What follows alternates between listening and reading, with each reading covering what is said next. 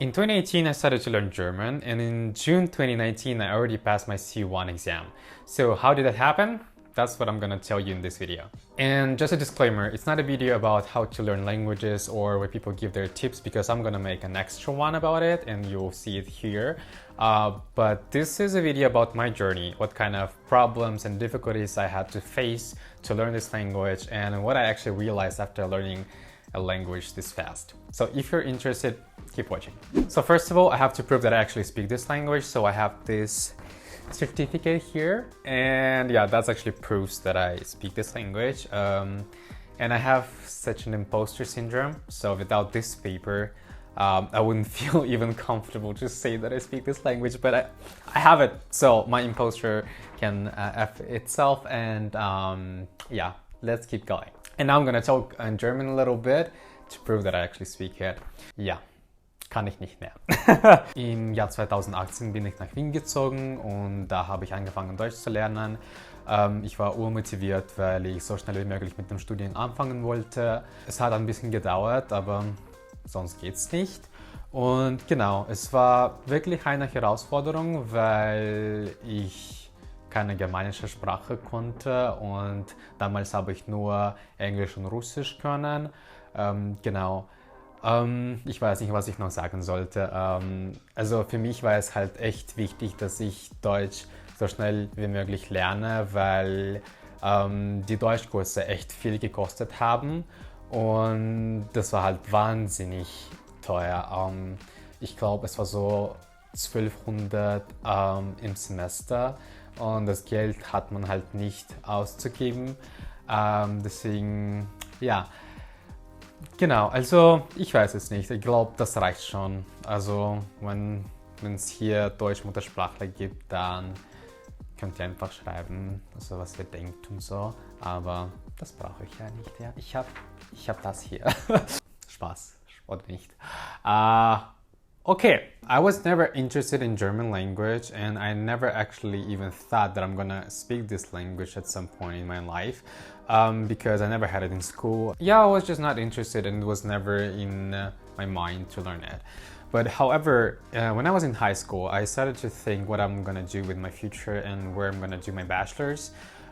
So my original plan was to study in Russia because Russian is my native language, and thanks God it didn't work out to study there. I met a friend and she was studying in Czech Republic at that moment, and she told me that it's actually quite nice to study in Europe and it's not that expensive as people think. And she told me, don't go to Czech Republic, go to Austria, it's amazing there. And I just believed her. Literally, that's what happened. She told me you should go there, you can learn German there, and you'll study in German, and that's all. And I was like, great, let's do that, why not? Because I've never been to Europe before, and it was really exciting for me. I was not actually scared, I was more excited to move to a different country. So yeah, that's how I decided to move to Austria. That's when German came into the picture. I did attempt to start learning this language back in Kazakhstan, but it didn't work out that well. I couldn't find a nice teacher in my hometown. There were not so many of those, and I was also really afraid that I'm gonna learn German back in Kazakhstan and I'm gonna have a terrible accent, or I'm gonna learn things that are just incorrect. So yeah, I was just afraid that when I moved to Austria, then there will be so many things that I'll have to unlearn. That's why I decided to be on the safe side, and I kind of didn't learn anything before I moved to Austria. So in 2018, I moved to Austria. I had the most terrible flight in my life, but whatever. It was overall exciting, and I was really excited to learn this language. And I started to attend German classes. Of course, my first German course was the first level, A1, obviously. But because I could speak already a little bit of English, I could read in German, and that was actually already like a good start for me. And also I could say like simple things like my age, my name, and you can just learn those things by heart. So that's fine. So that's why I went to A1 level, but it was the second half of it. So for 2 months I was going to these German classes. It was really intensive. It was as I remember, 4 hours of courses, and then it was at least 1 or 2 hours of homework to do. Basically, that was actually what I was doing the whole time, just studying and learning. And after those 2 intensive months, I had 1 month break, just simply because classes are pretty much expensive and I also needed some time to rest. And then I went to a semester course that would start in October 2018 and end in January 2019. So my motivation to learn this language was to start studying at the university as soon as possible, and in order to do that I had to pass C1 level German exam and also English and history exams. I was really motivated because also those German classes were like really expensive, and it was even more expensive for me than to study at the university. So I was really motivated to get it over with and just be at the university. And I just realized if I'm gonna go with the same speed as my classmates, then it's gonna take me at least 2 years to learn this language, and it was something that I couldn't actually afford. So I decided that I'm gonna put myself out there and just ask for help. But that's true though. So what happened next? In October 2018, I'm already attending this A2 German class, and I just realized that I can already say some stuff in German. So I decided that I'm gonna talk to people in German, even though I could speak English. So one of my first victims was my roommate, who happened to be an Austrian guy, and he was really nice for him. So basically I told him, you know what, now we're gonna talk in German because like I'm here to learn it. And even though I couldn't say that much. Yeah, so our conversation would be like, he would be talking to me, he would have like a huge monologue, and then I would be like, yeah, nein, jein. That would be all, but like that actually played a huge role for me because that's when I got a real experience what it actually means to speak German in its environment. It also helped me not to be afraid of like trying to say stuff, not to be afraid to make mistakes, because that was actually also my friend, so I didn't feel so weird when I made so many mistakes. And then also I had a friend living in the same dormitory because I was living in the student dormitory at the moment. That helped me a lot with understanding the grammar. So basically you can imagine that, and it was so, yeah, it was just so nice of her. Basically, every time she would come back from work, I would meet her in the kitchen, and we had a common kitchen in that dormitory, and I'd be like, do you have some time to explain me this and this grammar stuff? And she would be so nice, and she would take hours of her time explaining me how the sentence structure works or why they say certain things in this certain way. And sometimes the simple explanation would be, that's just the way we say it. That would be also enough for me. So the moment I started to speak to my roommate in German and asking my friend to help me with grammar stuff, that was the moment where I actually went above and beyond.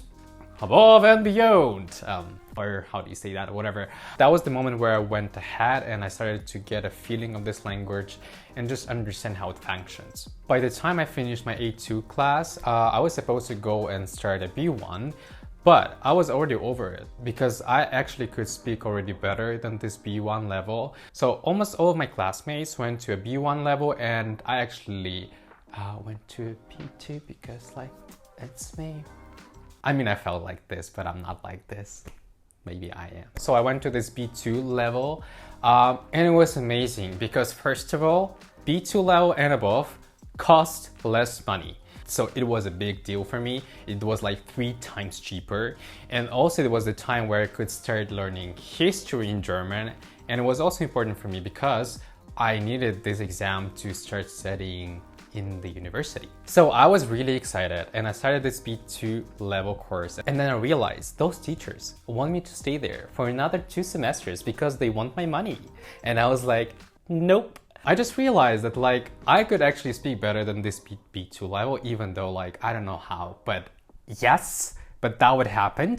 So I just decided when the opportunity comes, I'm gonna just try to pass this C level exam. So the next appointment was in June 2019, and I was like, you know what, I think I can do that. In this exam there is like 2 parts. First is writing and the second one is oral exam.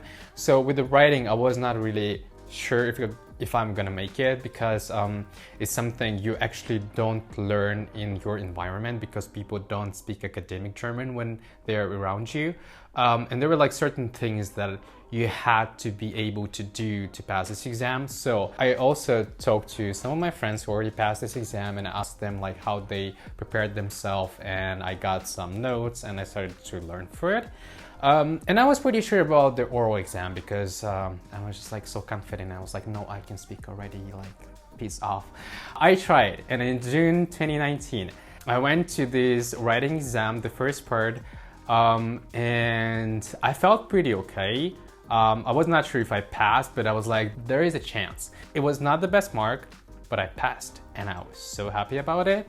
And then I had my oral exam, and I went there and I rocked it. It was amazing, and I got the best mark, and I'm so proud of it. Well, yeah, that's the story. I passed my exam, and I was so impressed with myself, and I felt like I can do anything, and I was a Superman. Then I went to university, and it sucked. And my imposter syndrome told me, I told you. But it doesn't matter. It's for the next time. It is for the next time. So what I realized, it's never enough to just like learn with books or watch videos on YouTube and try to learn a language this way, because it doesn't give you the experience of a real conversation. You should just put yourself out there and try to talk to people and not be afraid of making a lot of mistakes. Then the second thing is the help is actually out there. Yeah, I was really afraid of asking people at first, but then I just realized that like I'm in a completely new country and there is like no way I can do it by myself. So I actually got used to asking for help. And I do think when people appreciate that, when you're in a new country and people see that you're trying to learn this language, when you're trying to integrate, when you're trying to embrace the culture, and people are like, yeah, I'm gonna help you with that because it's a good thing to do. But yeah, help is out there, so you can ask people to help you. And the third thing for me was you have to like the language. Like, it makes it so much easier if you enjoy speaking this language, if you actually want to learn this language, and if you think it's just a cool language where you're always happy to solve a new problem for you, where you don't understand how the sentence structure works and you're like, I'm gonna figure this out, or you don't know how to say that, I'm gonna ask my friend. So it becomes like a real game for you, and then you're like, I can do that, let's go to the next level. So yeah, if you like the language, it makes it so much easier for you. So that was my journey and my story, how I learned German in 1 year. And if you enjoyed it, you might also enjoy my next video and my personal tips how to learn a new language, and I'm really happy to share them with you. So yeah, if you liked it, don't forget to subscribe, give me a like, and also go and watch my next video. До свидульки!